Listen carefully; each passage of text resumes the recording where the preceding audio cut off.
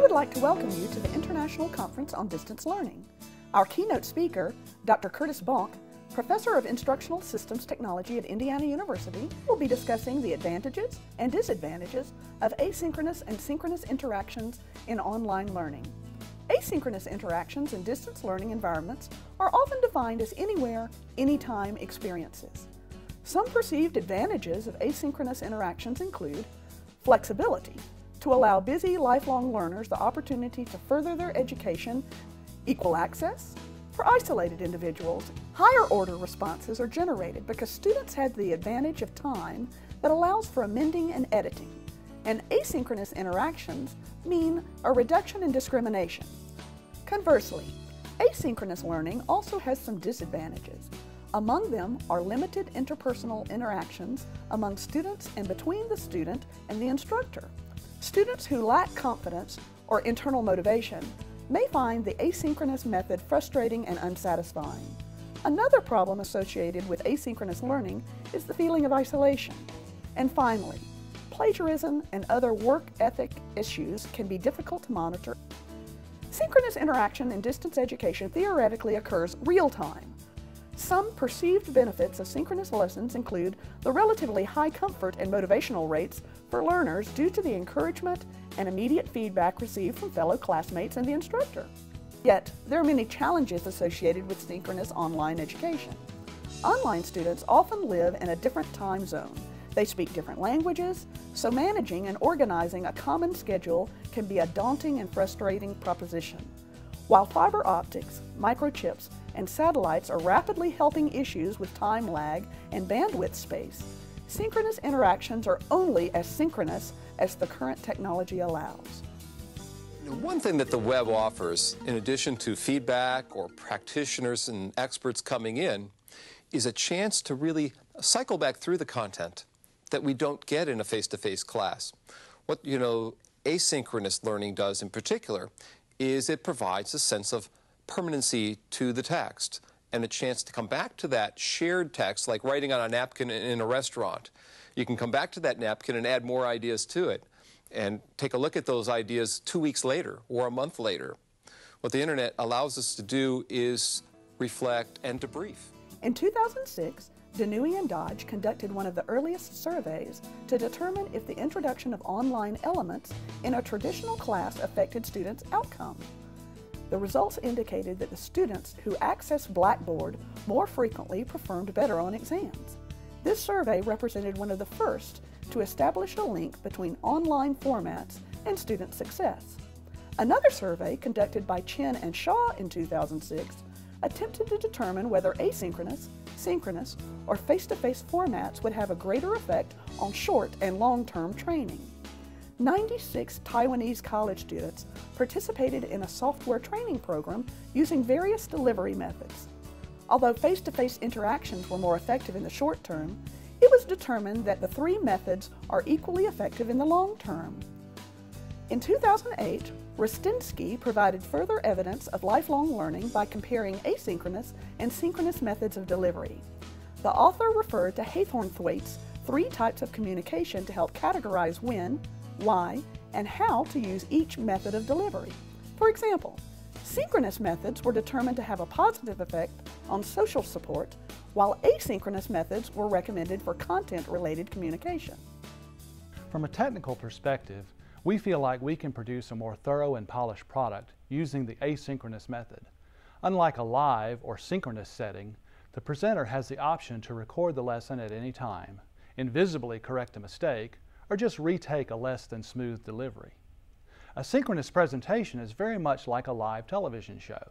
You have one chance to get it right. All of the speech bobbles, the pauses while looking through the notes for the next topic, the technical glitches like bad camera moves and slow switching to the various media is going to be part of the finished product. And if the presentation is going to be archived and used again, those mistakes are going to be there every time it's shown. I'm not saying that synchronous is bad and should never be used. There are some very compelling reasons why the synchronous method might be more suitable in certain situations. For instance, the class may be very discussion-oriented. It might be so vital to maintain a two-way channel of communication between the instructor and the distant students that the problem of latency The time lag you always get across the internet, or even satellite communications for that matter, is not reason enough to abandon the effort. With both methods, there's always the issue of bandwidth and software compatibility. But using the synchronous method, if you miss it, you miss it. If the presentation is not designed to be asynchronous, the distant student who views it at a later time is not going to get the same value as a student who had no reception issues. In their 2009 study, Asden, and Ali compared asynchronous and synchronous formats to include a blended approach called Live LMS. The authors recommended the blended approach because they determined that instructors are better able to ascertain students' attitudes and attention levels, because content can be replayed as needed, and because of the ease in distributing asynchronous information prior to participating in synchronous lectures. In 2007, Moradani compared pharmacy student outcomes in a course taught by synchronous video conferencing and those taught asynchronously. The purpose of the study was to determine a viable alternative to overloaded classes. The study concluded that there was no significant difference in student performance, but the asynchronous students did express a lower degree of satisfaction regarding interactions with the instructor.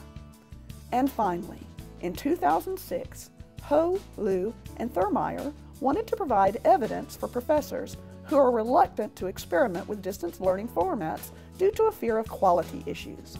The authors concluded that there was no significant difference in the perceived quality of instruction, communication, or instructor feedback, but the asynchronous group were found to be significantly better prepared for class. The implications of this study suggested that educators should not fear asynchronous, synchronous, or blended delivery methods due to quality concerns. I think it's a luxury to think that we make decisions about distance learning based on pedagogy, based on its effectiveness for the student. Those decisions in the practical real world that I live in as director of the media production group at Auburn University, those decisions very rarely enter into the mix. How much does it cost? How can we produce the product for the least amount of effort? Administratively, where are we headed as an institution? What's the tenure and promotion policy, and will someone get credit or not get credit for this particular effort? Those are the things which drive styles of learning. I'm exquisitely conscious of what the effect will be on the audience of the medium that is employed. And I understand that there are some things that the professor does better, far better than any level of technology. I understand that there are some things that synchronous learning does better than asynchronous learning, and some things that asynchronous learning does better than synchronous learning. And what we try to do here is we try to select the best tool for the audience, for the learning objective. The technology, which is so often looked upon as the barrier from my perspective, is never the barrier. It's the professor that's the barrier. It's the professor whose learning objectives may not be aligned with his or her audience, whose skills may not be necessarily aligned with his or her ambitions, and whose knowledge of the visual medium may not necessarily be adequate to the tasks he's asking that medium to perform. In 1922, Thomas Edison stated, "The motion picture is destined to revolutionize our educational system. In a few years, it will supplant largely, if not entirely, the use of textbooks." Although Edison's prediction was obviously off by more than a few years, the advent of the internet is speeding up the pace. With the widespread use of various media in synchronous and asynchronous formats, Edison's prediction may, in fact, come true. This is due largely because the internet allows for the resolution of two crucial elements in course content delivery. The internet reduces the separation of time and space. As educators cross the fourth dimensional divide, can asynchronous, synchronous, or perhaps blended interactions help us resolve the greater issues confronting our global society? Only time and space will tell.